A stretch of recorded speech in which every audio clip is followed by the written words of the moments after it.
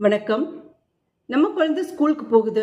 School நம்ம குழந்தைய பார்த்துக்கும். எந்த பிரச்சனை வந்தாலும் ஸ்கூல் தான் பொறுப்பு, டீச்சர்ஸ் தான் பொறுப்பு. இப்படி பேரண்ட்ஸ் நினைச்சாங்கன்னா, ஸ்டூடெண்ட்ஸை சப்ஜெக்டில் தரவு பண்ண வச்சா போதும். ஒரு 90% ஸ்கோர் பண்ண வச்சா போதும். ஸ்கூல் டாப்பரோ இல்லை கிளாஸ் டாப்பரோ வந்தாங்கன்னா போதும். இப்படி டீச்சர்ஸ் நினைச்சாங்கன்னா, ஒருவேளை ஸ்கூல் எஜுகேஷனில் அவங்க டாப்பராக வரலாம். ஆனால் லைஃப் எஜுகேஷன் பொறுத்த வரைக்கும் டீச்சர்ஸ் அண்ட் பேரண்ட்ஸ் ரெண்டு பேருக்குமே ஈக்குவல் ரெஸ்பான்சிபிலிட்டி இருந்தாலுமே அதில் ரொம்ப ரொம்ப முக்கியமான விஷயம் பேரண்டிங் அப்படிங்கிறது தான். இந்த பேரண்டிங், அதாவது குழந்தைகளை வளர்க்குற முறையில் நிறைய வகைகள் இருக்குது.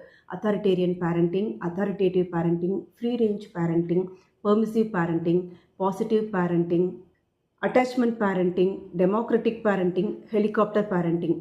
இதில் ப்ராப்ளமேட்டிக் இல்லைன்னா டேஞ்சரஸ்னு கூட சொல்லலாம். Authoritarian parenting and helicopter parenting. இந்த அத்தாரிட்டேரியன் பேரண்டிங் பார்த்தீங்கன்னா, அவங்க குழந்தைகிட்ட எப்போவுமே ஸ்ட்ரிக்டாக இருப்பாங்க. குழந்தைங்க எப்போவுமே நம்மளை ஒபே பண்ணிகிட்டே இருக்கணும் அப்படின்னு எக்ஸ்பெக்ட் பண்ணுவாங்க.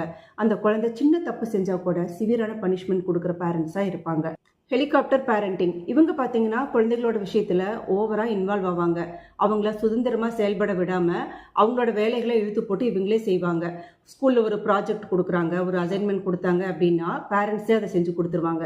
குழந்தைகளை தனியாக வெளியே அனுப்பாமல் அவங்கள க்ளோஸாக வாட்ச் பண்ணுறது, அவங்கள சுதந்திரமாக முடிவெடுக்க விடாமல் அவங்களுக்கான பிரச்சனைகளுக்கான முடிவை இவங்களே சொல்கிறது, இந்த மாதிரி இருப்பாங்க.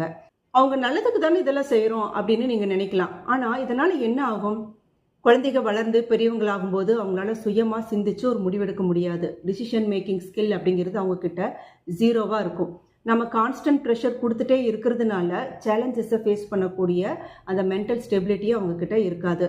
இந்த லைஃப் எஜுகேஷன் பொறுத்த வரைக்கும் நம்ம முக்கியமாக கவனிக்க வேண்டியது குழந்தைகளோட உணர்வுகளை நம்ம புரிஞ்சுக்கிறதும் அவங்களோட சுதந்திரத்தை நம்ம தட்டி கழிக்காமல் இருக்கிறதும் தான். நன்றி.